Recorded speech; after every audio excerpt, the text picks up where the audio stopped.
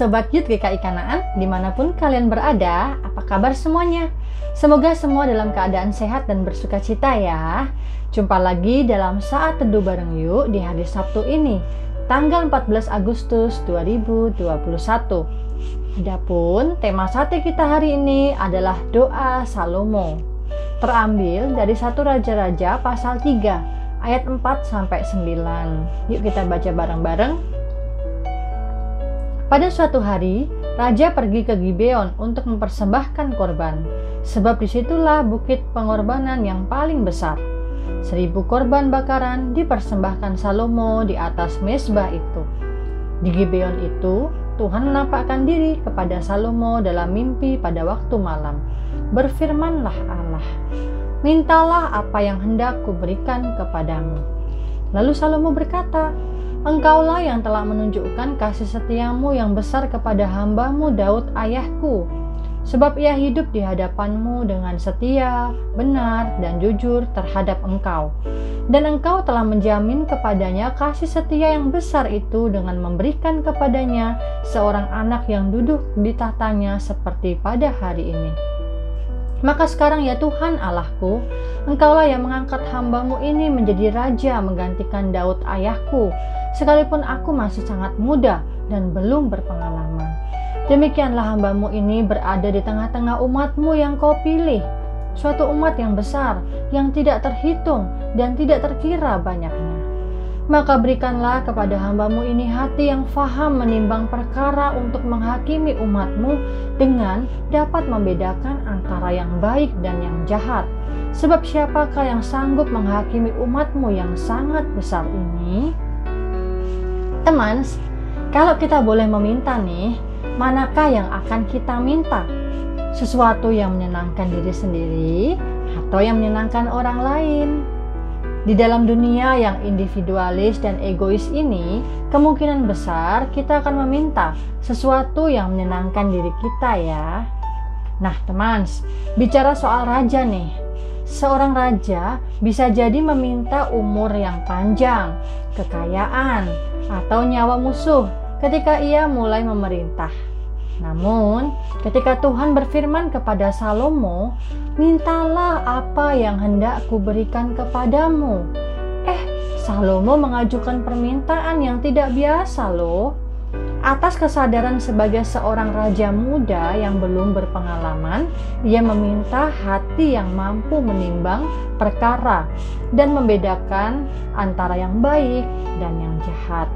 Sebuah permintaan yang tidak egois, tidak instan, dan mengandung konsekuensi yang gak mudah bukan? Nah, permintaan agar dimampukan bertanggung jawab atas kepercayaan yang Tuhan berikan sebagai raja dan untuk kepentingan umatnya yang dipimpinnya. Luar biasa ya permintaan Salomo ini. Akhirnya Tuhan memandang baik permintaan Salomo itu dan memberikan hati yang penuh hikmat dan pengertian. Bahkan Tuhan juga memberikan apa yang tidak Salomo minta, yaitu kekayaan dan kemuliaan. Salomo pun bersyukur kepada Tuhan. Teman, terkadang ketika kita mendapatkan suatu pilihan, kita cenderung untuk memilih yang instan, yang mudah, yang nyaman, dan pastinya menyenangkan.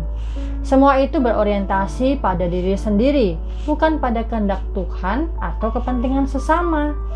Marilah kita mulai bertanya di mana Tuhan dan sesama akan kita tempatkan dalam setiap pilihan dan keputusan kita.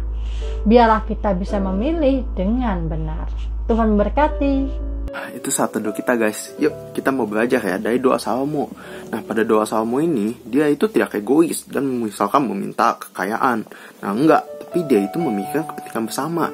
Karena sebagai raja yang belum berpengalaman, dia meminta hati yang dapat menimbang perkara dan juga membedakan yang baik dan yang jahat. Nah Tuhan pun memandang permintaan itu baik. Dan makanya permintaan itu dikabulkan. Dan juga Salomo diberkati dengan juga kekayaan dan juga kemuliaan. Nah guys, yuk kita mau belajar ya dari Salomo ini. Yuk dalam hidup kita pada saat kita memiliki pilihan dan juga keputusan yang harus kita buat, yuk jangan kita egois dan memikirkan kepentingan kita sendiri, tapi juga kita pikirkan kepentingan bersama dan juga kehendak Tuhan dalam pilihan dan keputusannya itu. Yuk untuk menutup saat teduh kita, mari kita berdoa. Ya Tuhan, terima kasih kami sudah mendengarkan sedikit firman-Mu ya Tuhan pada saat teduh kali ini ya Tuhan.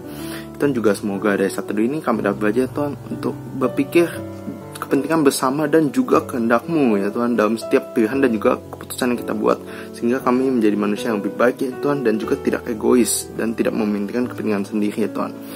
Berkati juga ya Tuhan seluruh aktivitas yang akan kami lakukan pada hari ini ya Tuhan. Terima kasih Tuhan, dalam nama-Mu saja kami sudah berdoa, amin. Nah guys, besok kita hari Minggu, jadi jangan lupa bakal ada ibadah online ya guys di channel ini, jangan lupa ikut. Nah juga nanti Senin kita bakal ada saat teduh lagi, jadi jangan lupa ikut dan juga bagikan materi saat teduh kita ke teman-teman kalian, sehingga semakin banyak orang yang mendapatkan berkat dari saat teduh kita. Nah guys, jangan lupa jika kalian punya pertanyaan ataupun pergumulan, langsung DM Instagram Youth GKI Kanaan kita, dan jangan lupa dengerin podcast Youth GKI Kanaan. Nah guys, jangan lupa ya, nanti malam jam 7 kita juga bakal ada Zoom Fellowship. Linknya bakal dibagikan melalui grup line ataupun WA teman-teman. Jadi jangan lupa sampai ikut ya guys. Oke, saat teduh kita sampai di sini. Bye bye guys, God bless you.